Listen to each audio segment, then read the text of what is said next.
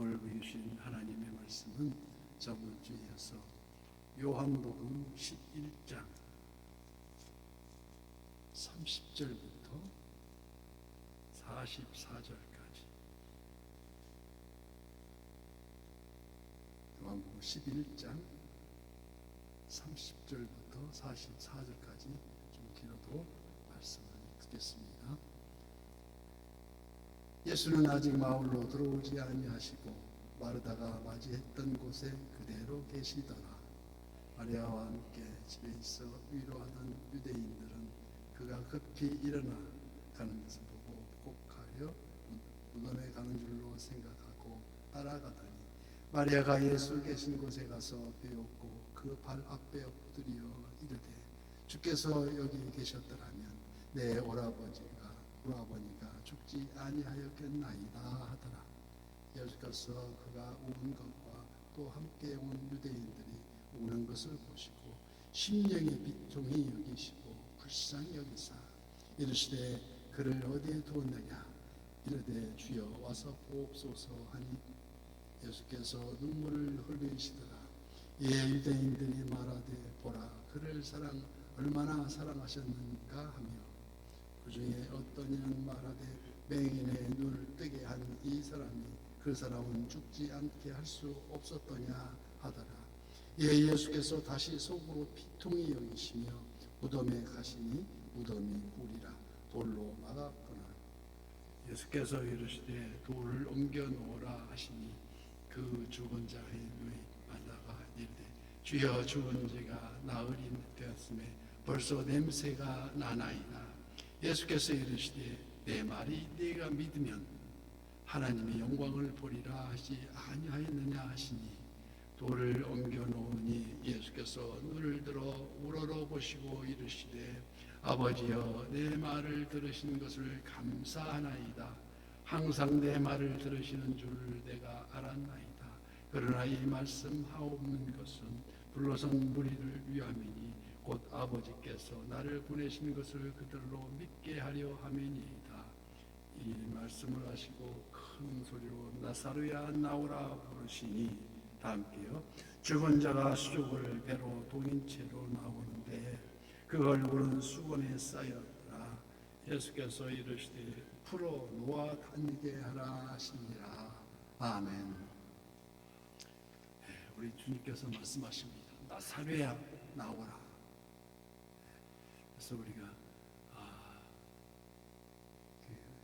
계시, 요한 계시록 볼 때 계시에는 자연 계시가 있고 특별 계시가 있습니다. 계시는 10개 보이지 않는 것을 보일 수 있게 문을 열어서 보여줄 수 있는 게 계시인데, 그래서 자연 계시는 천라만상이 이런 자연적으로 이루어지는 게 다 하나님의 뜻이 있어서 자연적으로 꽃이 피고 새가 울고 나비가 나르는 것도 다 하나님의 뜻이 있어서 그런 느끼라는 것 자연이 있는 것이고, 특별 계시는 하나님이 특별하게 말씀으로 우리가 나세라 나오라 하듯이 그 말씀으로 이끌어진 말씀이 정경 66권이 구약 39권과 신약 27권에 총망라되어 있다는 특별 계시입니다. 그래서 오늘 우리가 생각할 때 성경을 시작하면서 태초에 하나님이 천지를 창조하시니라. 무엇으로 창조하십니까? 말씀으로 창조하셨습니다. 말씀으로. 그래서 우리가 창세기 시작하면서부터 1장 3절에 보면은 하나님이 이르시되 빛이 있으라 하니 빛이 있었고 말씀으로 이렇게 다 이렇게 창조가 되었을 때, 그래서 우리가 오늘 태초에 하나님이 천지를 창조하시니라 경과 같이 말씀으로 창조하실 때 천지 창조와 또 우리 신약에 와서 예수님 부활을 한 그 사실이 몸소 믿어지면 성경의 모든 어려움, 이해하지 못할 게 실타래 풀리듯 하나하나 풀려진다고 그렇습니다. 깨달아서. 그래서 예수님께서 나사로를 다시 살리신 것은 영생에 대한 계시라는 것입니다. 영생에. 그래서 오늘 본문 30절 말씀에도 예수는 아직 마을로 들어오지 아니하고 마르다가 맞이했던 곳에 그대로 계시더라. 그래서 집에 머물던 마리아가 급히 일어나 주님 발 앞에 엎드려서 이렇게 말씀합니다. 주께서 여기 계셨더라면 내 오라버니가 죽지 아니하였겠나이다. 그래서 엎드려서 우는 것을 보시고 우리 주님이 심령의 비통히 여기시오, 불쌍히 여기시고 그랬다고 기록되어 있습니다. 불쌍히 여기실 때는 꼭 말씀의 역사가 일어납니다. 그래서 35절에 예수께서 눈물을 흘리시더라. 성경에서 예수님이 우시는 모습이 두 번 나옵니다. 누가복음 19장에 예루살렘의 성을 보시고 우셨습니다. 예루살렘 성이 머지않아서 하나님 심판에 임박해 있음에도 불구하고 이 민생들이 알지를 못하는 그 비통함에 예루살렘아 하면서 우셨습니다. 믿음 없이 반응하는 마리아와 그 모두에 대한 그 비통함에 지금 예수님께서 마음의 연민과 그 또 알지 못하는 무지와 안타까움조차 그 알지 못하는 저들을 보면서 우셨다는 것입니다. 그래서 주님은 산상수훈에서 심령이 가난 자는 복이 있나니 천국이 그들의 것이며 또 애통해하는 자는 복이 있나니 너희는 위로를 받을 것임이라고 말씀했듯이 믿음의 실체는 아직도 무거운 짐과 같은 죄와 그에 따른 비참함을 알지 못하는 그 현실에 우리가 가져갈 심령이 비통함이 있어야 된다고 우리 주님은 말씀하고 있습니다. 애통해야 한다는 것입니다. 39절 말씀에도 예수께서 이르시되 돌을 옮겨 놓으라 하시니 그 죽은 자의 누이 마르다가 이르되 주여 죽은 지가 나흘이나 되었음에 벌써 냄새가 나나이다. 도저히 믿지 못하는 것입니다. 예수님도 이미 알고 계셨습니다. 나흘이면 나사로가 살 수 있는 가능성이 전혀 없는 상태라는 걸. 그쪽에 그 지방에는 낮에는 40도가 넘는 게 뜨거운 부패되기 쉬운 날씨가 아닙니까? 그런데도 오늘 보면 40절 말씀 예수께서 이르시되 내 말이 내가 믿으면 하나님의 영광을 보리라고 하지 아니하였느냐고 꾸짖으시는 것입니다. 나사로의 죽음과 다시 살아남을 통해서 하나님의 영광을 드러내시겠다는 것입니다. 이어서 우러러보시고 41절 말씀 돌을 옮겨놓으니 예수께서 눈을 들어 우러러보시고 이르시되 아버지여 내 말 들으신 것을 감사하나이다. 항상 감사가 있어야 된다는 것입니다. 항상 내 말을 들으시는 줄 내가 알았나이다.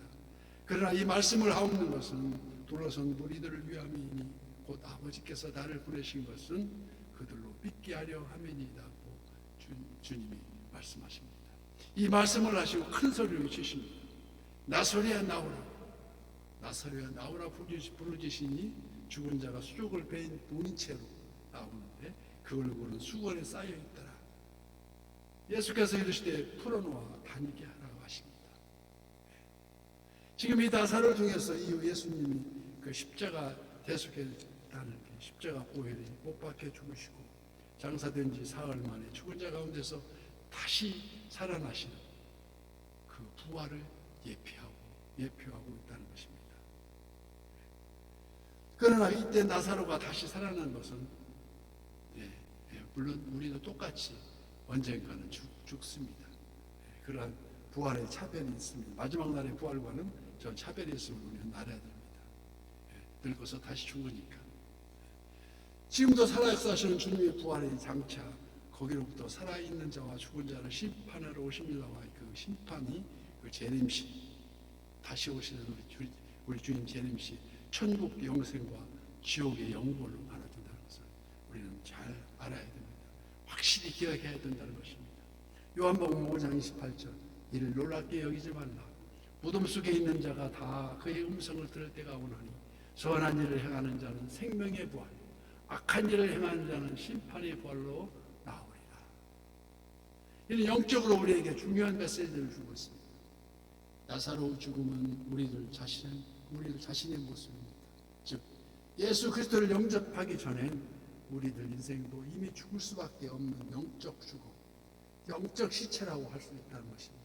그러나 에베소서 2장 1절 말씀 같이 그가 허물과 죄로 죽었던 너희를 살리셨도다. 누가 살리셨습니까? 예, 십자가 보혈입니다.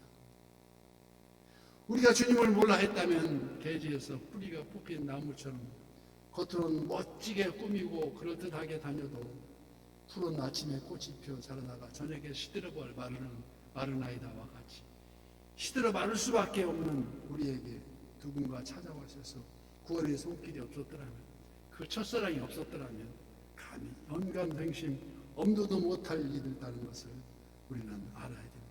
누가 이렇게 하십니까? 성령님입니다. 성령님이 알게 하십니다. 거듭나게 하시는 성령의 역사, 성령이 의하지 아니하고는 예수를 주라고 시인할 수 없다는 것입니다. 그래서 우리가 주님의 말씀 들을 때 깨달아서 알고 오늘도 하나님의 은혜 가운데 걸으면서 나의 나된 것은 오직 주님의 은혜임을 깨달아서 로마서 6장 12절 그러므로 너희는 죄가 너희 죽을 몸을 지배하지 못하게 하여 몸의 사욕에 순종하지 말고 일상의 죄가 우리 삶을 다스리지 못하도록 하라는 것입니다. 그래서 또한 너희 지체를 불의의 무게로 죄에게 내주지 말고 오직 너희 자신을 죽은 자 가운데서 다시 살아난 자와 같이 하나님께 드리며 너희 지체를 의의 무기로 하나님께 드리라고 말씀하십니다. 이 긴 문장을 줄이면 한마디로 순종이 제사보다 낫다는 것입니다. 듣는 것이 수장의 기름보다 낫다는 것입니다. 바로 어떤 말씀입니까? 순종의 삶입니다. 하나님 말씀에 의거해서 살라는 것입니다. 나사로야 나와라. 주님은 지금 들어오시고 계십니다. 죽었던 나사로가 살아서 걸어 나오고 있습니다. 이는 이성적으로 과학적으로 절대 증명할 수 없는 절대 순종의 창조주 하나님만이 알 수 있는 그런 가능한 일입니다. 말씀에 순종하였더니 얼마 전 장례식을 치르던 그 마르다의 초상집이 잔치집으로 다시 살아난 오빠의 다시 살아난 잔치집으로 변해 있습니다. 말씀에 순종했더니 슬픈 통곡이 기쁨의 찬송으로 변해져 있더라는 것입니다. 그 기도 응답은 우리가 원하는 시기와 장소가 아니고 내 삶의 자리에서 전적인 하나님의 은혜 가운데 결정해진다는 것을 우리는 깨달아 알아야 한다는 것입니다.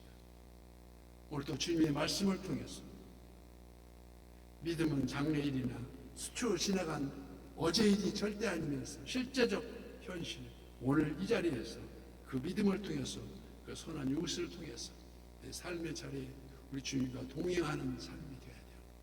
그런 그 삶에 동행하는 저와 선한 이웃의 모든 지체가 되시길 간절히 예수님 이름으로 축복합니다.